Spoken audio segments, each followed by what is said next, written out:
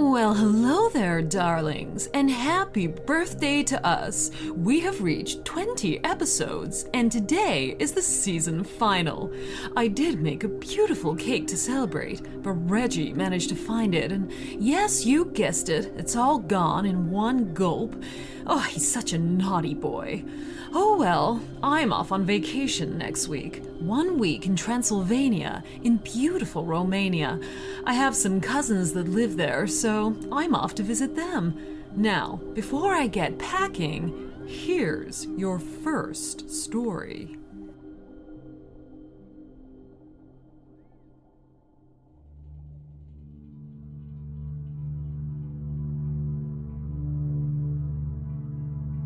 This happened on New Year's Eve day of 2019 to 2020. I was celebrating the end of another year at my house with 3 of my friends. My dad was out at a friend's party for New Year, and my younger sister was at a sleepover as well. We were in the living room waiting for the cookies we'd baked to be ready, eating the raw leftover cookie dough, watching Netflix, being teenage girls with no cooking skills for anything. We ordered a shit ton of pizza and fast food from the local pizza shop. So when someone knocked at the door, we originally thought nothing of it. I mumbled a comment about delivery people not knowing what a doorbell was and got up, pausing the TV, and paid the delivery guy. I went back to my friends and we started to dig in, still watching the TV. And then this is the moment I don't think I can forget. Everything was so vivid. The door to the living room was shut and the curtains closed. The TV was at near full volume. We were all intently focused on the season's final, either throwing comments out at the TV or just sounds of surprise. This began just as the final fight of the season started.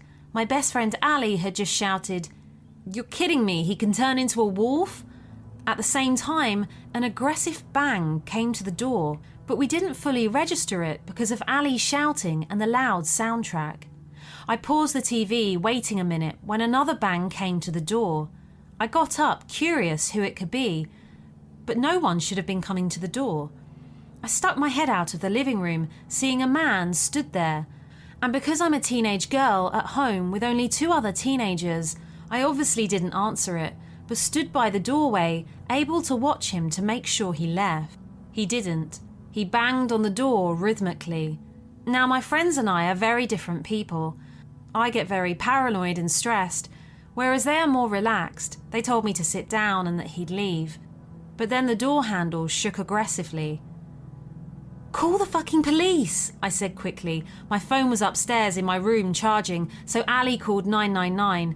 She was speaking with the operator when everything seemed to slow down.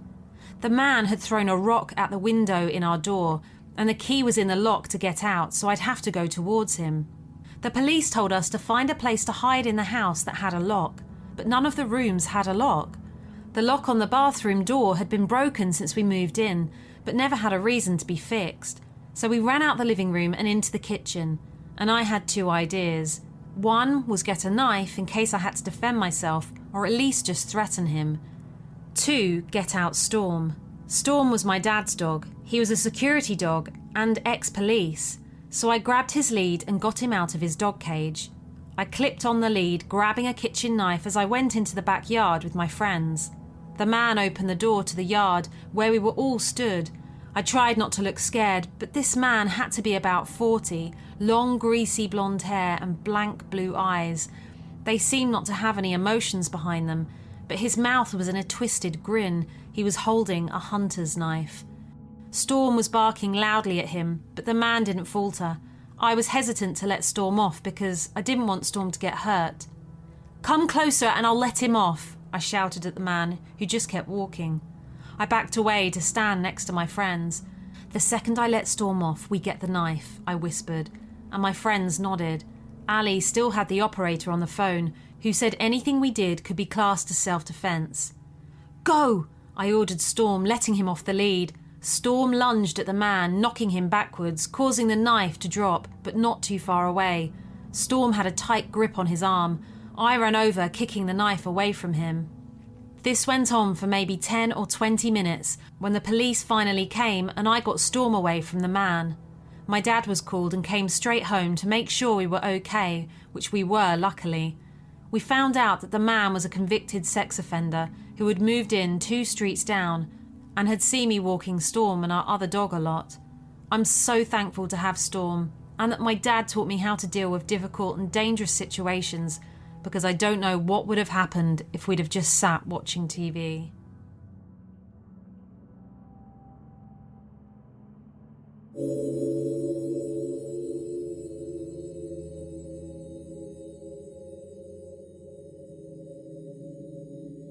To begin, my mom was around 12 the first time she encountered him. She described him as tall, wearing a black cloak and a black expressionless face. Well, if you could call it a face. This incident happened at my mom's aunt's home. My grandparents were at work, and my great aunt would watch my mom. Their apartment was laid out as follows. You enter the front door into the living room. The stairs are directly to your left, and there is a 250-pound handmade wooden-framed couch along the same wall as the stairs. My mom was coming from the kitchen, and as she stepped into the living room, she saw this dark figure wearing a dark cloak come through the front door. He saw her immediately and put his finger to his lips as if saying, "Shh." He started up the stairs. As he did, he waved his hand. The huge couch, which my mom's 15-year-old cousin was sitting on, was suddenly flipped over on top of him. He was trapped underneath with the couch on his back. As far as I know, he didn't have any severe injuries to his back. No broken or fractured vertebrae, but he had a fractured rib and a broken finger. I know he had constant back pain and had to learn to walk again. He spent a year in a wheelchair while everyone in the family was wondering how this could have happened. My grandma is a very religious woman, as are most of the older people on my grandma's side of the family, so when my mom tried to explain, no one believed her. That was her first experience with this demon, who eventually would make himself known as Seth. Years later, in 2009, I'm 15. It's December, around Christmas, when I started to notice something wasn't quite right with my mom. She was vomiting up everything she ate. She was sleeping or lying in bed for hours and hours each day. She had finished college in the spring and was working in a doctor's office, and later as a surgical technician for a heart surgeon. So when all of this started, she was going to work less and less. Eventually, she quit, and that's when things really started. It was late one night, around 11 p.m., and my mom was really sick. She had been lying in bed all day, just staring at the ceiling. My dad went in to take her some dinner, and all he said was she didn't look right, so he decided, after coaxing my mom into the car, that he was taking her to the ER to get her checked out. I was in my room, in the basement, listening to music, 99.7, our local rock station, and finished up my book I had gotten from the library that previous Friday. I was sitting on my bed, which was directly under the little rectangular window. I thought I heard gravel crunching around my window, but when I stood up and moved my curtains out of the way, I saw a black face wearing a black hood. His face wasn't like a regular human. It was expressionless, almost like it was made out of clay. I screamed and fell backwards onto my bed. I rolled off my bed, hiding next to it only to realize my 13-year-old sister was upstairs alone. I peeked out of my door into the basement. To my left was the basement door leading outside, and to my right the laundry room and the stairs that led to the first floor of the house. Once I realized it was clear, I crawled to the stairs and slowly started up them. The basement door was open, and since I didn't see or hear anyone upstairs, I went up into the kitchen. My sister was standing there with her hands on her hips and said, "Why are you screaming? I'm up here trying to watch a movie." Before I could respond, I heard gravel again. I ran to the kitchen window, which was directly above my bedroom window, and saw my parents pulling up the driveway. Once they parked, I ran outside, telling my dad about the strange man that was peeping in my window. He pulled out his pistol and started to check around the property, telling me to stay with my mom. I want you to know my dad is an Army veteran. He spent about a year in South Korea in 1997. Despite not being in active duty, my dad still had some PTSD from his time in service. To this day, my dad still sleeps with a gun under his pillow. When he came back, he told me he couldn't find anyone, that the car coming up the driveway must have spooked him, and he ran off. I knew that it wasn't a man. It just had to be something else. I was really into horror and the paranormal, and I still am, but my dad brushed it off and just helped my mom into the house. Did he know who it was that scared me so badly? Did he know about Seth before my sister and I did? When we got my mom settled in and into bed, it was super early in the morning, maybe around 3 a.m. When I sat down and started to fill my mom in on what I had seen, she just brushed it off and told me the same thing my dad had told me. Your dad and I must have scared him off. I didn't understand then why they weren't calling the police to report a crazy man staring into people's windows, but I eventually calmed down enough to sleep. The next day was Sunday, so my dad got us ready and took us to Sunday school and went back home to try and get my mom to come as well. I told my friends in church that there was some creep staring in my window last night, and they instantly asked me the same thing I had asked myself that night. Why didn't your dad call the police? Monday came without incident, and as I was going to my second to last class of the day, I was told my dad was here to pick me up. At this time, my sister was still in middle school, and we went across the street to pick her up.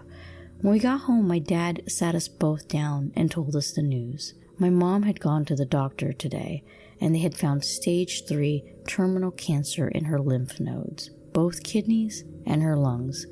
They had given her just a few months to live, including going through chemotherapy and radiation treatments. My mom had been fine 4 months before. She was working out, doing everything a strong woman would be doing. She had went to the doctor just 4 months ago, and now she's lying in bed sick and dying. I went into my parents' room and just cried with my mom for what felt like hours, but was only about 10 minutes. After I had calmed down, she told me the story about when she first encountered Seth, and that she believed it was him I had seen the other night peeping into my window. Months went by. It was summer now, and my mom was still with us, clinging on to life like she was stranded at sea with no water or food. She was more like a zombie, having random days where she was a normal person.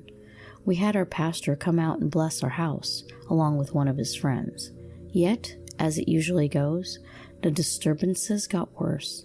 I was seeing him now, out of the corner of my eye, watching me while I did my homework, read, or whatever I was doing.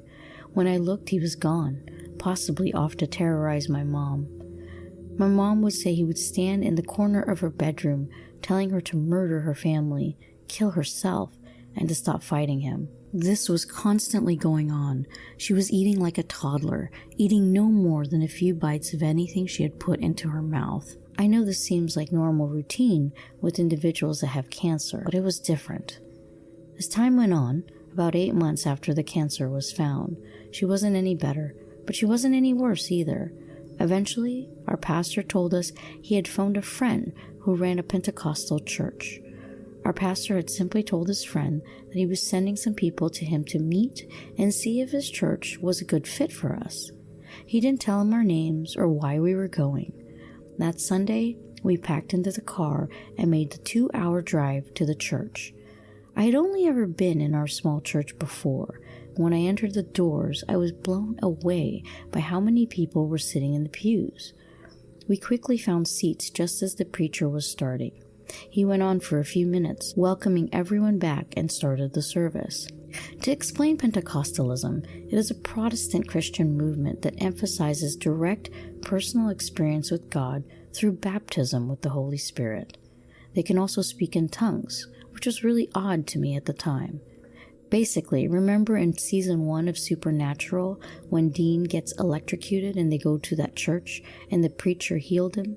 That is very similar to how things go in a Pentecostal church. As a teenager, and until I was 18 or 19, I was a Christian, and as an adult, I'm an agnostic theist. Continuing into the regular service, he stopped and said something that still haunts me. He said, "There's a person here with cancer, severe cancer that has affected their lungs and kidneys." A man stood up to hopefully be healed, but when he said, "I'm sorry, sir, but this person also has cancer in their lymph nodes and has been deemed terminal." That is when I looked at my mom, who was just sitting there, staring up at the preacher. She stood up, followed by my dad. She said he had described her condition to a T. "Welcome, we've been waiting for you." Our pastor hadn't told him anything. Our pastor is a very trustworthy man. He had never steered us wrong, and despite none of our family going to church anymore, we are all still very close. He officiated my sister's wedding, and will do the same for my youngest and myself. So we walked up to the front of this church. A couple hundred people staring at us. They're smiling at us. I had no idea why we were there. Not until after all of this. I guess my parents didn't want to scare us. We arrived in front of the preacher. I don't remember much. What I do remember has stuck with me and still makes me very uncomfortable. Two women came to stand beside my sister and I. They wrapped their arms around our shoulders and just stood by us. My mom knelt before the preacher, and he put his hands on her, with my dad about 8 other people behind her. I asked the woman next to me what they were doing to her, and she asked me how old I was. I was almost 16 when this went on. I told her, and she said that they were exorcising a demon from my mom, that everything will be fine, and she'll live for a very long time. I started to hear this growling coming from the group across the altar near my mom. I looked up to see her, only to find something that wasn't my mom. Yes, that thing had her hair, body, and clothing, but it wasn't her face. Her face was distorted with these huge dark eyes. My mom has blue eyes, and a malicious smile. I could only assume the thing that had made my mom this way was finally showing his true face as he fought the people praying against him. People had their hands in the air, speaking tongues, and people started to put their hands on my sister and me. As someone with severe social anxiety and claustrophobia, I was freaking out just from that.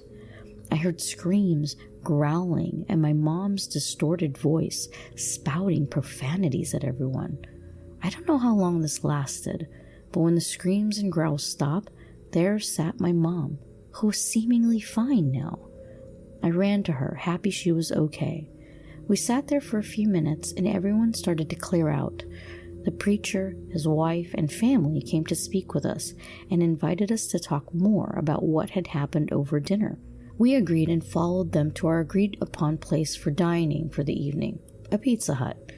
I still think this part of the story is the funniest and most amazing part. Imagine being exorcised and going to get pizza after. That dinner was the first real food my mom had ate in a year. She ate a large pizza to herself, along with salad, wings, and breadsticks. She says that it was the best meal of her life. This was a Sunday, and since we had quite a bit of a drive, we said our goodbyes and headed back home. The next day, my mom went to one of her appointments that week. On Mondays and Fridays, she would go in and get scans done to check progression. The previous week, she had appointments on both days. When they brought her scans back to show them to her, they showed no signs of cancer.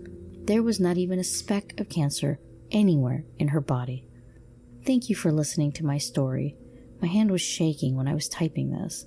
It still gives me the chills to this day, but I'm just so thankful my mom was healed and we never heard from Seth again.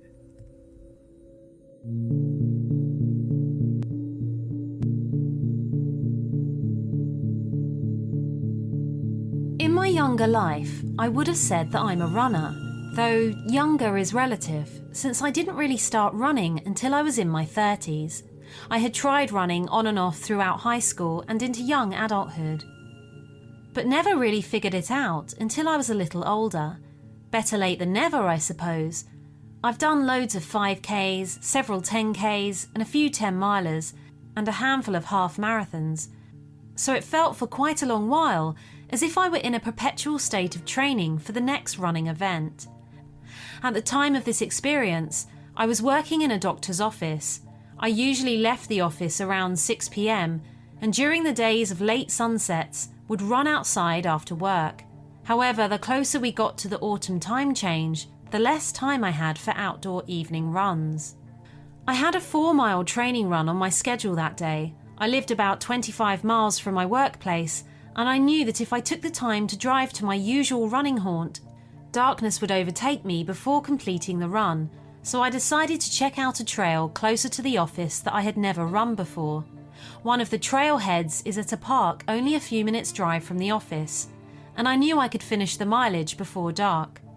I pulled my car into a spot near the athletic field, grabbed my keys and handheld water bottle, and used the walk to the trailhead as a warm-up. Once on the trail, I took note of how few people I passed. Many of the trails I ran at the time were highly trafficked by walkers, runners, cyclists, even skateboards and rollerblades. So it was a nice change to not need to dodge a group of mothers walking shoulder to shoulder with their double-wide strollers, a group of speed cyclists running side by side 4 across, or the extended family out for a stroll in the pleasantly cool autumn air. None of them having any concept of trail courtesy or etiquette. In short, I thought I'd found a little gem of a running trail. During the first half mile, I had passed only 4 other people and 1 dog. So I was startled when I approached the 1-mile marker and I got an uneasy feeling, an unnerving feeling. At that moment, the wooded area through which the trail had been winding opened up to a clearing. To my right, I could see vehicles speeding along the highway nearby, and beyond the clearing, straight ahead of me, was another slightly denser wooded area. Every step toward that wooded area carried me into a deepening sense of weariness. I thought back to the people I had passed, trying to remember some little telltale, any sign, facial tic, body stance, or sideways glance that may have subconsciously set me off. But I didn't come up with anything. I was determined to finish my run, but couldn't squelch the increasing uneasiness.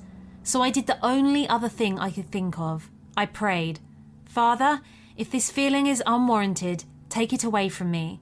But if it is warranted, you had better stay right by my side until I get back to the car." Then, as clear as if someone was running right next to me, I heard the words, "Turn around." Yes, sir. I did an immediate about-face, forward sprint back to the trailhead, effectively cutting my anticipated 4-mile run into a 2-miler, and I didn't slow down until my car was in sight. I'm not entirely sure I stopped when I grabbed the handle, wrenched the door open and threw myself inside. I couldn't leave that parking lot fast enough. I don't know what was lurking in that wooded area that day, and I'm okay never finding out. Fast forward about a decade. My body is much older, and I must now deal with the wear and tear I inflicted upon myself as a younger person. As such, I don't run nature trails anymore, but I can hike them. Vinton County is a picturesque parcel in southeastern Ohio, home to Hockling Hills State Park, as well as several other parks and nature preserves. Old Man's Cave is a popular tourist spot, though I prefer the lesser-known Concourse Hollow Nature Preserve. Just past Lake Hope State Park is the Moonville Tunnel, an old railway tunnel that took supply trains to the pioneer town of Moonville. Over the last several years, the rails of the old track have been pulled up to make way for a hiking trail. The hiking trail is not part of any park system, but is its own entity, maintained by a group of volunteers and outdoor enthusiasts. The tunnel itself has a reputation for being haunted, so of course, I wanted to check it out. I finally decided to make the trip last fall. I had bookmarked all kinds of information about the trail and the tunnel on my computer, and I spent an evening or 2 beforehand planning my route. As I was making final plans the night before, a feeling of unease came over me. I chalked it up to psyching myself out about visiting a legendary haunted hotspot alone. Yet, even as I convinced myself there was nothing to be frightened of, I couldn't shake the uneasy feeling, even as I lay down to sleep. It's over an hour's drive to this corner of the state from where I live, so I left early on that November morning, anticipating around a 9-mile hike. I would get to the trail, head nearest to the tunnel around 8 a.m. The sun would definitely be up by then. As I left the urban area behind me, that uneasy feeling crept back into my mind. "It's nothing," I told myself. You've just worked yourself up in the planning. Relax. But I couldn't relax. There is a 2-lane scenic byway with a state route number that takes you past Lake Hope State Park and onto the 1-lane rough country road that leads to the tunnel. As I turned off that main road, that uneasiness slammed into me, and the further I drove away from the safety of the main drag, the more the sense of dread welled up inside me. You're overreacting, I told myself. You psyched yourself out and you're anticipating something that just isn't there. But I couldn't shake it, and as I drove closer and closer to the tunnel, the dread turned into panic. I could almost hear an audible voice that was not my own saying, "You don't belong here." I tried to shake it off. I didn't drive this far to be scared off by my mind playing psyched-out tricks on me. But over and over again, as I continued to drive further to the main road and closer to the tunnel, I heard the voice inside my head saying, "You don't belong here." Finally, I reached the tiny pull-off that served as a parking area for the trail ahead. As I gathered my water bottle and hiking stick and made it out of the car, I heard the voice again, more forcefully now. "You don't belong here." My husband is not happy with the fact that I hike for hours alone on trails so remote that there's no cell service, and every time he brings it up, I remind him that I'm a red belt in Taekwondo, hike with a 5'5" solid wood walking stick that I'm not afraid to use, and I am confident that I can stun and run with the best of them. And yet, due to this unshakable, eerie feeling, I grabbed my canister of pepper spray for good measure. Then I walked up the short hill to the trail. Once at the trailhead, I looked down a small embankment to the tunnel, maybe 150 yards from where I stood. It was nestled into a cliff wall, covered in graffiti, and looked foreboding. Through it shone on the entrance to the tunnel the very early morning sun had not yet cleared the tall earth wall to shine on the opposite side, leaving it in complete darkness. I couldn't see the exit of the tunnel or what lay beyond. All of a sudden, the voice inside my head started yelling, "You do not belong here. Get out of here now." Deciding that my life was far more important than a hike, I all but ran back down that small hill to my car. I jumped in, turned the engine, and drove out of there at a speed that was probably not any safer than the trail might have been. As I drove away from the tunnel and back towards the main road, a feeling of relief washed over me. I relaxed for the first time since the night before, and I decided to hit a different trail that day, one that I was far more familiar with and knew others would be travelling. Again, I don't know what was lurking inside or just on the other side of the Moonville Tunnel that day, but once again, I am also okay never finding out.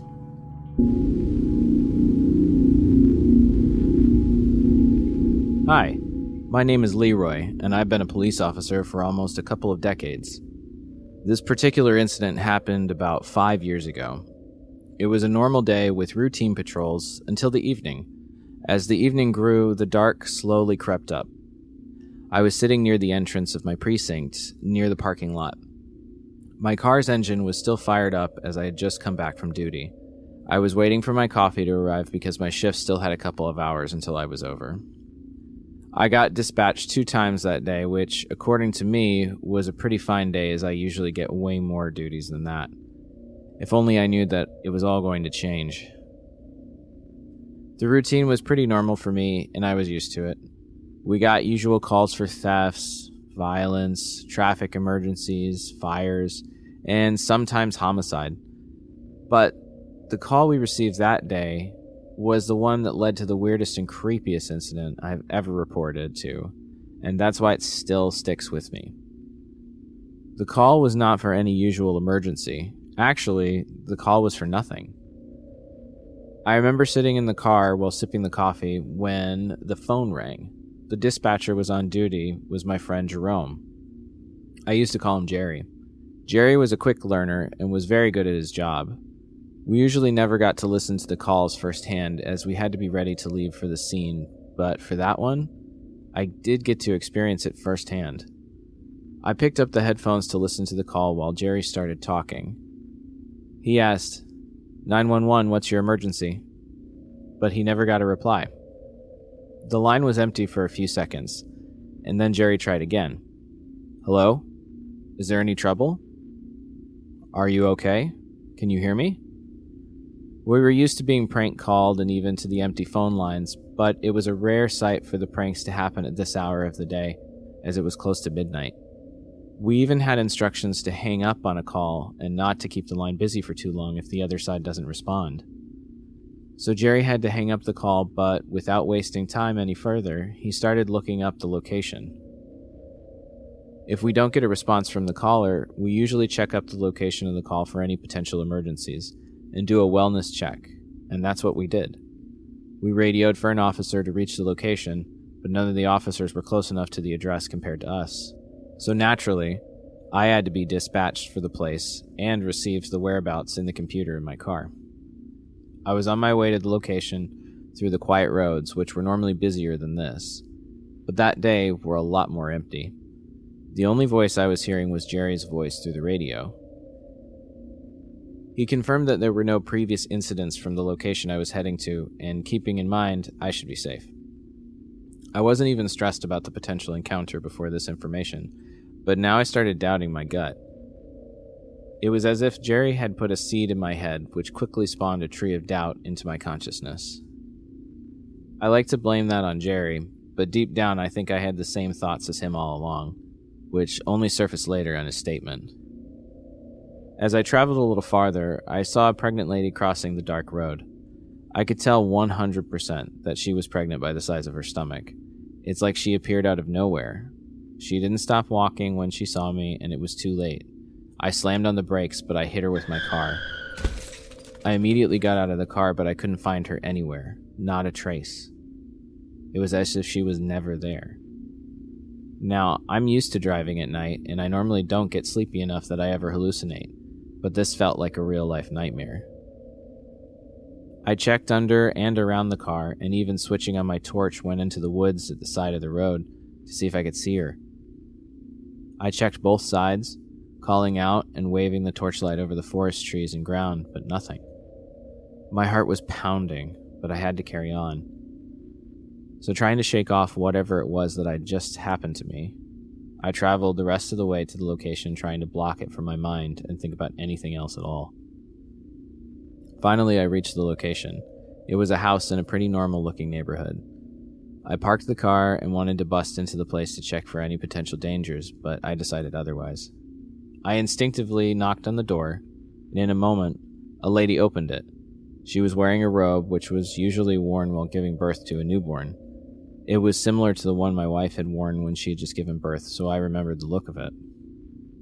It was clear that the lady was pregnant. I said, "I'm Officer Levine. We got a call from here. Is everything all right?" It was clear that the lady was as clueless as me, as she looked at me and with confused look replied, "Oh, I think you're mistaken, officer. I didn't call for any help." I said, "Ma'am, I'm pretty sure we got a call from your place. I think somebody else must have dialed the number." She cut me off mid-sentence and tried to assure me, "You're highly mistaken, officer. I live alone here. There's no one else who could have called." I didn't hear her this time. I wasn't listening anymore. My focus had shifted from her. I was trying to glance behind her in the hopes of finding someone, and then hopefully save the lady from anything she was going through. I had handled domestic violence cases before, and this one looked similar. The victims didn't know how to properly communicate with law enforcement, and I found a good way of dealing with it. I told her to wait, and she has to sign something for me. I returned to my car and took out a piece of paper and wrote, "Are you being abused? Are you in danger? Nod for yes." I handed over the paper to her. She read it and shrugged and said, "I already told you, officer, I'm all right. There is no danger. Thanks for your concern, though, but I still think you must have been mistaken." I replied, "All right then, well, I'm sorry to bother you." And with that, I left the place. Suddenly, a thought crossed my mind. I encountered a pregnant lady on my way up to the location. One could argue that I was thinking about saving the lady, but there was no way I could have known that lady at the location would be pregnant. I disregarded it as a coincidence and proceeded on my way back to the precinct. A few minutes later, I was in my car driving back to the precinct when I got a signal on the radio about a second call from the same location. That was the turning point for me that day. The night had already begun, but that was the point from where all the extraordinary stuff started happening. I wasn't able to experience the second call firsthand, but Jerry told me about his experience, and I still shudder thinking about the possibilities relating to it. He recounted the incident to me about how he was sitting in front of his computer when he received the call and how there was still nobody on the other end. He this time waited for a couple of minutes before disconnecting the call in the hopes of finding a conclusion for the call, but still coming up empty-handed.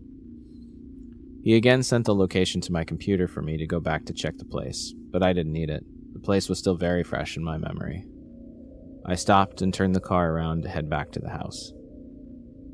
I was once again on the same path, but now I dreaded it even more.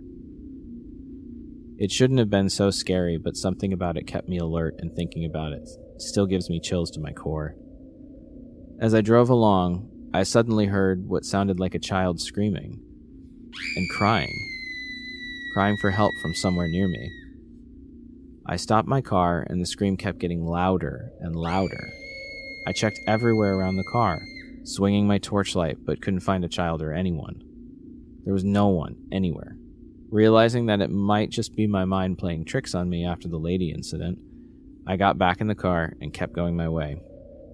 The child screaming came again, and this time it sounded like it was coming from the back seat. I checked my rearview mirror and swung my head around, but there was no one there. I started to panic, as this voice sounded like it was coming from the inside of my car. It was really starting to freak me out. I drove a little faster, and as I increased the speed, the crying got slower and slower, and as I would slow down, the child would start howling once again. It was as if someone didn't want me to slow down. So not ignoring it this time, I stayed on it at a higher speed, trying to stop the crying when it soon did. I reached the place once again and parked the car at the same spot as before. I was careful this time and made sure that I didn't make any noise so that I wouldn't alert anybody. The imaginary child wasn't crying anymore. I was starting to think that it was just an illusion of my brain as I was consciously worrying about the pregnant lady. I slowly approached the main entrance of the house, but it was stopped dead in my tracks, due to something I just can't explain. I saw a dark, shadowy figure, or maybe it appeared to me like that, I'm not sure. But I am quite sure that someone was there, peeking from behind the blinds by the door. It quickly moved out of its place as if it was alerted by my presence.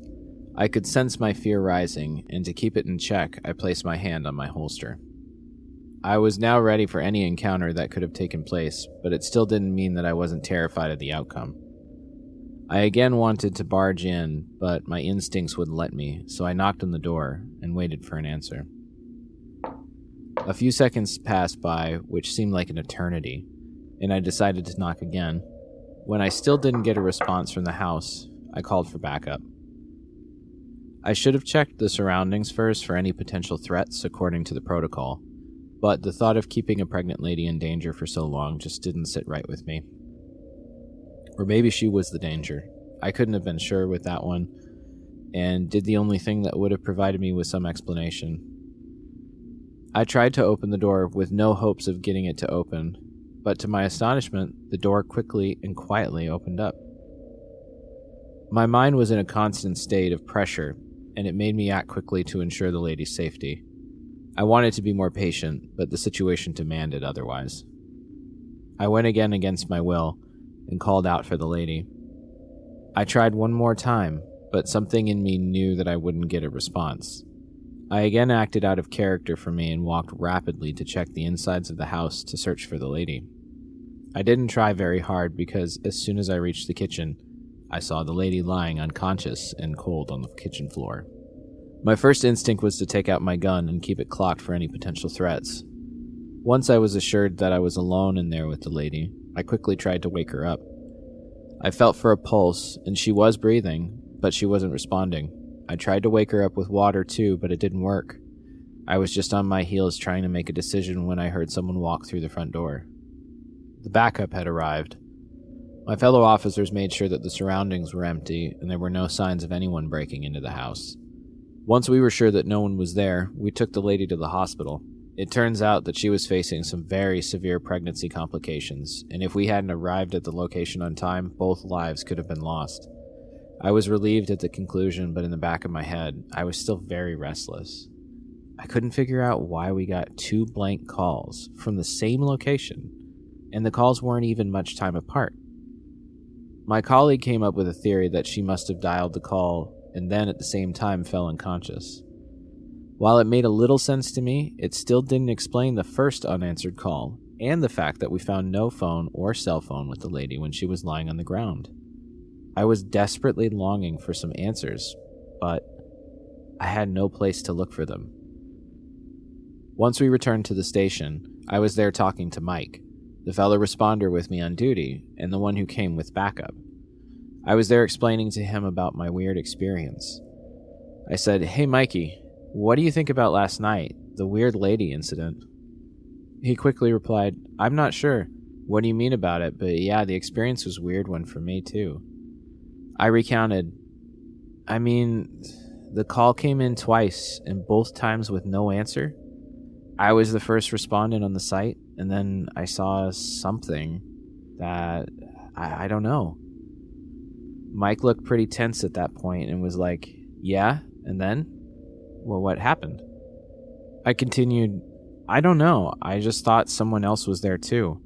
I could have sworn. I swear I saw someone peering out of the blinds. And they were even parted, which was a weird sight for me because it wasn't parted the first time, and I'm not sure she would have opened them that late." I paused for a bit. The look on Mike's face told me that he was waiting for me to continue, so I did. I told him, "We even checked the place and found nobody. The house had only one entrance. I'm also pretty surprised at the fact that I acted so differently." Mike asked, "Differently?" I replied, "Yeah, it's hard to explain, but I don't think I was in control of myself last night. I was doing things against my will and even wanted to stop doing it, but something kept me going. I'm satisfied that the lady's safe, but still, the incident I recount, they're very hard for me to digest, and I desperately want some answers." Mike listened to my little rant, and suddenly his expression changed. It looked like he realized something and it hit him pretty hard. He said, "Man, that's real weird. It's not just about your encounter. I felt something too, which made me feel really strange." I was surprised to hear that. He unfolded. "You remember when you told Pete and Roger to check the surroundings?" I nodded. He continued, "I was there helping to load the lady in the ambulance. As soon as I closed the ambulance's doors, I felt a brisk pat on my right shoulder. It was like someone was congratulating me, or for us, for our great effort to save the lady. I can't explain it. And, something else happened too. When I turned towards my right to check for someone, there was no one there. But then I very clearly heard someone saying, 'Thank you,' directly in my left ear, as if they were grateful to us for saving her. And again, there was no one there. I don't know if it makes sense, and I didn't quite believe that it happened to me, but now I'm hearing your experience. It gives me chills." I nodded and didn't know what to say. I sat down, and Mike went to his office. I can't explain it.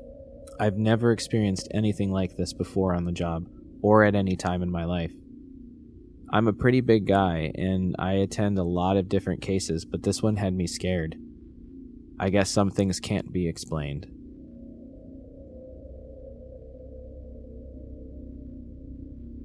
So I'm in my early 20s and female. I moved out on my own for the first time about 2 years ago. I haven't had much to do with my neighbours, and I have always been slightly uneasy to the fact that no one around here is looking out for me. If anything seems off, no one would notice or do any investigating to make sure I'm all right. Last year, I noticed a man constantly walking his dog in the grass area behind my home. This isn't unusual to see. It is a common area for residents here. His dog is super cute, and my cat liked to play with it through the glass door out back. They would just chase each other back and forth and put their paws up the glass and such. Real cute stuff. Well, one day I was outside and his dog came running up to my porch with glee to say hi to his kitty friend. This is the first time I actually spoke to this neighbour. His name was Mark. So Mark seemed decent enough, and we got along just fine. We started hanging out pretty often in a short period because I'm a smoker and he was letting his dog out all the time, and it was summer, so we ran into each other quite often and would spend an hour or more after work most days talking.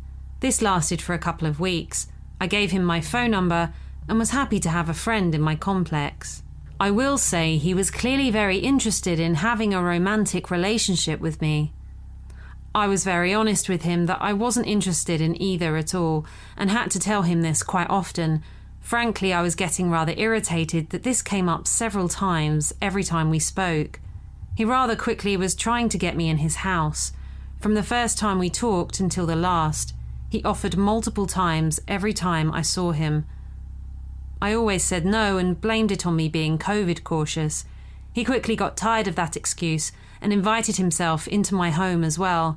I always said no. One day he came out while I was smoking with a bottle of wine and a couple of glasses, saying I had to try this stuff because it's delicious. I instantly noticed that the seal is broken. It was a screw cap bottle, but doesn't seem like anything was drunk. The bottle was filled to the brim, which I also thought was a little odd because usually wine isn't filled to the tippy top like that.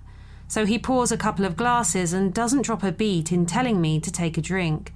I felt very uncomfortable, but didn't want him to feel like he was being accused of anything when he's just trying to be a nice, friendly neighbour. After all, he poured himself a glass of this very same stuff, right? Well, my mama still raised me better than that, so I totally faked a sip and said it was good. After this, he again would tell me to take a drink. I told him I don't really drink, so I'm pacing myself, but did say that he noticed I hadn't drank any and to please go ahead. He didn't reach for his glass right away, but in the middle of speaking, he reached for his cup and knocked it over, spilling the wine onto the grass. He brushed it off rather quickly and told me it's my turn to drink now. I said, "But you still haven't drank anything. You spilt your drink. Pour yourself another glass. I don't want to drink alone." So he did. He still didn't drink anything. He did tell me a few moments later to drink mine. I told him that he needs to catch up, and we basically just kept going round in circles. He reached for his glass again, and guess what? Spilled it again. Wine is all over the grass now. Then he told me to drink. At this point, I'm done. Too many red flags are screaming at me to get the hell out. I'm honest with him that this seemed really sketchy, and I didn't trust the drink because he's refusing to drink any, but is way too eager for me to drink mine.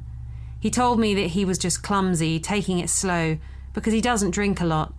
But he has seen me have friends over taking shots and drinking beers and wine, so he knows I'll handle it better than him. Yet another red flag is raised, so he's watching me, is he? I think it's important to mention that our complex is huge. He used to work here and knows the maintenance crew.